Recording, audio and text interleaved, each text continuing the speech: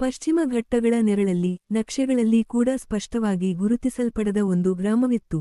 ಆ ಗ್ರಾಮದ ಹೆಸರು ಕರುಂಗಾಡು. ಹಗಲಿನ ಹೊತ್ತಲ್ಲಿಯೂ ಆ ಸ್ಥಳ ಸ್ವಲ್ಪ ಕತ್ತಲೆಯಾಗಿ ಕಾಣುತ್ತಿತ್ತು.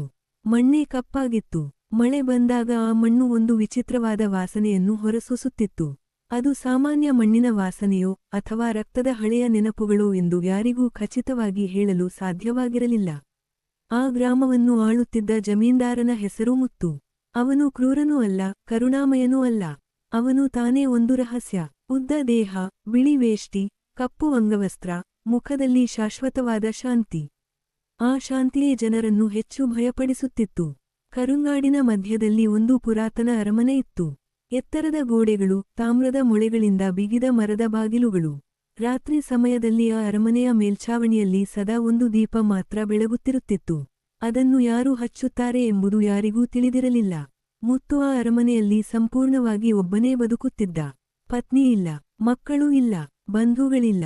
ಆದರೆ ಅವನ ಜೊತೆಯಲ್ಲಿ ಸದಾ ಇದ್ದದ್ದು ಆ ಗ್ರಾಮದ ನೆನಪುಗಳು.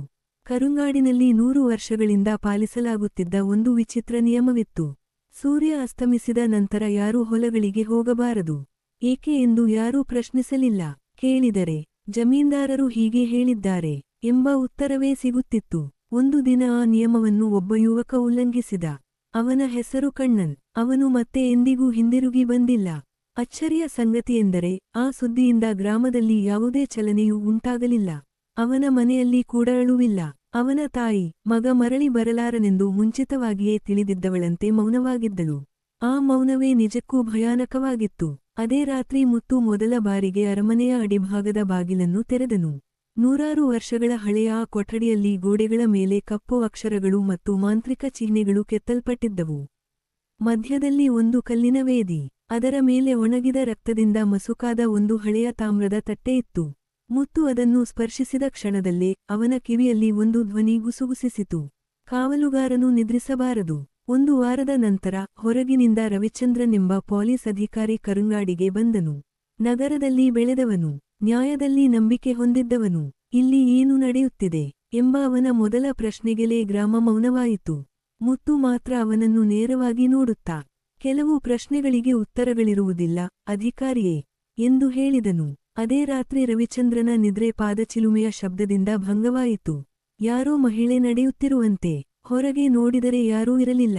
ಆದರೆ ಮಣ್ಣಿನ ಮೇಲೆ ಮಾತ್ರ ಚಿಕ್ಕ ಚಿಕ್ಕ ರಕ್ತದ ಪಾದಚಿಹ್ನೆಗಳು ಕಂಡವು. ಮುತ್ತುವಿನ ಭೂತಕಾಲ ನಿಧಾನವಾಗಿ ಬಹಿರಂಗವಾಯಿತು. ಅವನ ತಂದೆ ರತ್ನಂ ಒಬ್ಬ ಕ್ರೂರ ಜಮೀನ್ದಾರನಾಗಿದ್ದ. ಪ್ರತಿಯೊಂದು 10 ವರ್ಷಗಳಿಗೂ ಒಂದು ಬಲಿ, ಅದೇ ಕರುಂಗಾಡನ್ನು ರಕ್ಷಿಸುವ ವಿಧಿ. ಮುತ್ತುವಿಗೆ ಆ ರಕ್ತ ಅಸಹ್ಯವಾಗಿತ್ತು. ಒಂದು ರಾತ್ರಿ ಅವನು ಮೊದಲ ಬಲಿಯನ್ನು ತಡೆಯಲು ಪ್ರಯತ್ನಿಸಿದಾಗಲೇ ಶಾಪ ತನ್ನ ರೂಪವನ್ನು ಬದಲಿಸಿತು. ಅದಾದ ನಂತರ ಕರುಂಗಾಡಿನ ಗಡಿಯಲ್ಲಿ ಇರುವ ಮರಗಳು ರಾತ್ರಿ ಮಾತನಾಡಲು ಆರಂಭಿಸಿದವು. ಹೋಗಬೇಡ, ಅವನೇ ಕೊನೆಯವನು ಎಂಬ ಧ್ವನಿಗಳು ರವಿಚಂದ್ರನ ಕಿವಿಗೆ ಬಿದ್ದವು. ಅದು ಹುಚ್ಚಿತನವೇ ಅಥವಾ ಸತ್ಯವೇ ಎಂದು ಅವನೇ ಅನುಮಾನಪಟ್ಟನು. ಮುತ್ತು ಪ್ರತಿ ರಾತ್ರಿ ಒಂದೇ ಕನಸನ್ನು ಕಾಣುತ್ತಿದ್ದ. ಕಪ್ಪು ಕಣ್ಣುಗಳಿರುವ, ಕಾಲಿನಿಂದ ರಕ್ತ ಸೋರುತ್ತಿರುವ ಒಂದು ಚಿಕ್ಕ ಹುಡುಗಿ.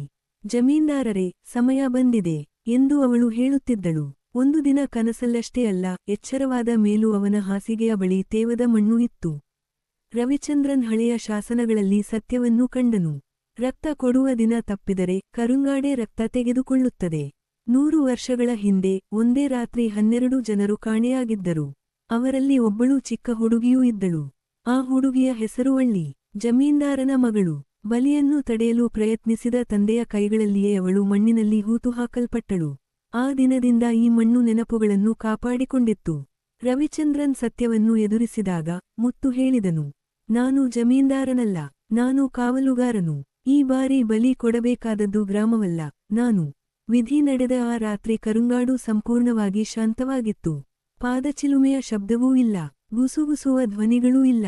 ಬೆಳಗ್ಗೆ ಬಂದಾಗ ಮುತ್ತು ಕಾಣೆಯಾಗಿದ್ದ. ಕಲ್ಲಿನ ವೇದಿಯ ಮೇಲೆ ಒಂದು ಸುಟ್ಟ ವೇಷ್ಟಿ ಮಾತ್ರ ಇತ್ತು. ಅದಾದ ನಂತರ ಕರುಂಗಾಡು ಬದಲಾಗಲು ಆರಂಭಿಸಿತು. ಕಪ್ಪು ಮಣ್ಣು ಕಂದು ಬಣ್ಣಕ್ಕೆ ತಿರುಗಿತು. ಹಕ್ಕಿಗಳು ಮರಳಿ ಬಂದವು. ಆದರೆ ಜನರ ಭಯ ಕಡಿಮೆಯಾಗಲಿಲ್ಲ. ಇದು ಅಂತ್ಯವೋ ಅಥವಾ ಮಧ್ಯಂತರವೋ ಎಂಬ ಅನುಮಾನ ಅವರನ್ನು ಬಿಡಲಿಲ್ಲ. ರವಿಚಂದ್ರನ್ ಕನಸಿನಲ್ಲಿ ಮುತ್ತುವನ್ನು ಕಂಡನು. ನಾನು ಹೋಗಿಲ್ಲ, ನಾನು ಇಲ್ಲಿಯೇ ಇದ್ದೇನೆ ಎಂಬ ಅವನ ಧ್ವನಿ ಮಣ್ಣಿನೊಳಗೆ ಬೆರೆತಿತ್ತು. ವಳ್ಳಿ ಕೊನೆಯ ಆಸೆಯನ್ನು ಹೇಳಿದಳು, ನನಗೆ ಪ್ರತೀಕಾರ ಬೇಡ, ನೆನಪು ಬೇಡ, ಮರೆತು ಹೋಗುವುದೇ ಮುಕ್ತಿ. ಅದರ ನಂತರ ರವಿಚಂದ್ರನೇ ಹೊಸ ಕಾವಲುಗಾರನಾದ. ಅವನು ಆಯ್ಕೆಯಾಗಲಿಲ್ಲ. ಅವನು ಉಳಿದವನು. ಕಾಲ ಸಾಗಿತು. ರವಿಚಂದ್ರನ ನೆನಪುಗಳು ಮಂಗಲಾರಂಭಿಸಿದವು. ಮುತ್ತುವಿನ ಮುಖ ಮಾಯವಾಯಿತು. ವಳ್ಳಿಯ ಧ್ವನಿಯೂ ನಿಂತಿತು. ಮರೆತು ಹೋಗುವುದು ಸಂಪೂರ್ಣವಾದಾಗ ಆತ್ಮಗಳು ವಿದಾಯ ಪಡೆದವು. ಒಂದು ರಾತ್ರಿ ಅರಮನೆಯ ದೀಪ ನಂದಿತು. ಮಣ್ಣು ಬಿರುಕು ಬಿಟ್ಟಿತು. ಅದರಿಂದ ಮಾನವ ರೂಪವಿಲ್ಲದ ಒಂದು ಅಸ್ತಿತ್ವ ಎದ್ದಿತು, 100 ವರ್ಷಗಳ ನೆನಪುಗಳೊಂದಿಗೆ. ಒಂದು ಬೆಳಿಗ್ಗೆ ಕರುಂಗಾಡು ನಕ್ಷೆಗಳಿಂದಲೇ ಮಾಯವಾಯಿತು. ಆ ಸ್ಥಳದಲ್ಲಿ ಖಾಲಿ ಭೂಮಿ ಮಾತ್ರ ಉಳಿಯಿತು. ಮುತ್ತುವೂ ಇಲ್ಲ, ರವಿಚಂದ್ರನೂ ಇಲ್ಲ, ವಳ್ಳಿಯೂ ಇಲ್ಲ. ಆದರೆ ಆ ಮಣ್ಣಿನ ಮೇಲೆ ನಿಂತವರಿಗೆ ಒಂದು ಭಾವನೆ ಮಾತ್ರ ಉಳಿದಿತ್ತು. ನಾವು ಇಲ್ಲಿ ಹಿಂದೆ ಇದ್ದೆವು. ಅನೇಕ ವರ್ಷಗಳ ನಂತರ ಒಂದು ಮಗು ಆ ಭೂಮಿಯಲ್ಲಿ ಆಟವಾಡುತ್ತಿತ್ತು. ಮಣ್ಣನ್ನು ಸ್ಪರ್ಶಿಸಿತು, ನಗುತ್ತಿತ್ತು. ಆ ನಗುವಿನಲ್ಲಿ ಒಂದು ಹಳೆಯ ನಗು ಬೆರೆತಿತ್ತು. ಕರುಂಗಾಡು ನಾಶವಾಗಲಿಲ್ಲ, ಅದು ನೆನಪಿಲ್ಲದೆ ಬದುಕುವುದನ್ನು ಕಲಿತಿತು.